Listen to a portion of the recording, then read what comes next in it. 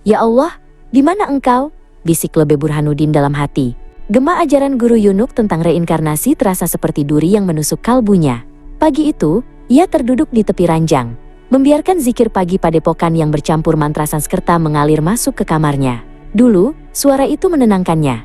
Kini, ia hanya merasakan kekosongan yang memilukan. Dengan langkah berat, ia bergabung dengan ritual pagi. Gerakan sholat yang dimodifikasi dengan postur yoga terasa asing di tubuhnya. Di sebelahnya, Reza, pemuda yang mengajaknya, berbisik penuh semangat. Rasakan energinya Pak Lebe. Ini jalan pintas menuju pencerahan. Lebe hanya bisa menatap kosong ke depan. Sore itu, di bawah pohon beringin yang sunyi, sebuah keputusan bulat terbentuk di hatinya. Aku harus pergi. Aku harus menemukan jalan pulang, gumamnya. Teringatlah ia pada sahabat lamanya, Lebe Haryong, seorang alim yang imannya lurus dan hatinya teduh. Tanpa pamit, ia mengemasi tas kecilnya dan menuruni bukit, kembali ke warung tempat ia menitipkan teman setianya, sepeda kumbangnya. Pemilik warung, seorang bapak tua, menatapnya dengan pandangan penuh makna. Hati-hati di jalan, nak. Jangan sampai kehilangan arah, pesannya sambil menyerahkan sepeda yang berdebu itu. Setiap kayuhan sepeda terasa seperti sebuah zikir. Sebuah langkah kembali menuju dirinya yang sebenarnya. Suara derit rantai dan desau angin di wajahnya adalah musik yang nyata, membasuh kebisingan ajaran Guru Yunuk yang abstrak. Jalanan pedesaan yang sepi menjadi saksi bisu perjalanannya. Di sebuah desa, ia berhenti di depan masjid tua yang sederhana.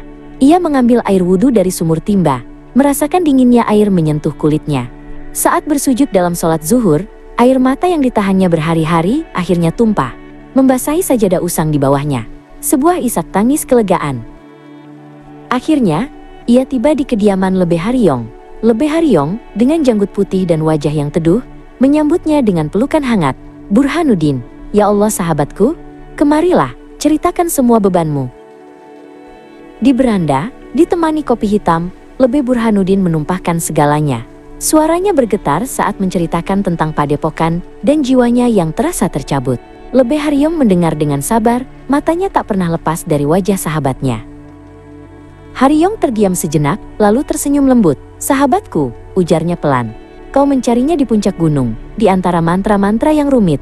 Padahal, kau hanya perlu pulang ke dalam dirimu sendiri. Itulah hakikat. Allah tidak jauh Burhanuddin, lanjut Haryong.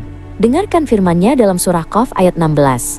Dan kami lebih dekat kepadanya daripada urat lehernya. Dia lebih dekat dari napasmu sendiri. Itulah hakikat mengenalnya. Kata-kata itu menghantam kesadaran Lebe Burhanuddin. Hakikat bukan mencari keluar, tapi menyelam ke dalam. Seketika, kabut tebal di kepalanya sirna. Ia menangis, bukan lagi karena bingung, tapi karena haru menemukan sesuatu yang selama ini ada di sisinya. Ia berpamitan dengan hati yang lapang. Saat mengayuh sepedanya, dunia terasa baru. Ia harus kembali ke padepokan. Bukan untuk lari, tapi untuk berdialog dengan membawa pemahaman yang baru. Senja telah turun saat ia tiba kembali di gerbang padepokan dengan sepedanya. Suara zikir malam yang dulu membuatnya resah, kini terdengar seperti nyanyian sumbang. Dengan langkah yang tegap, ia berjalan lurus menuju pendopo utama. Ia masuk dan berdiri di barisan paling belakang. Guru Yunuk menghentikan ucapannya. Semua mata tertuju padanya. Guru Yunuk tersenyum. Ah, saudaraku Burhanuddin telah kembali. Kemarilah. Lebe Burhanuddin memotong dengan suara tenang. Guru, bolehkah saya bertanya sesuatu? Senyum Guru Yunuk membeku. Bersambung.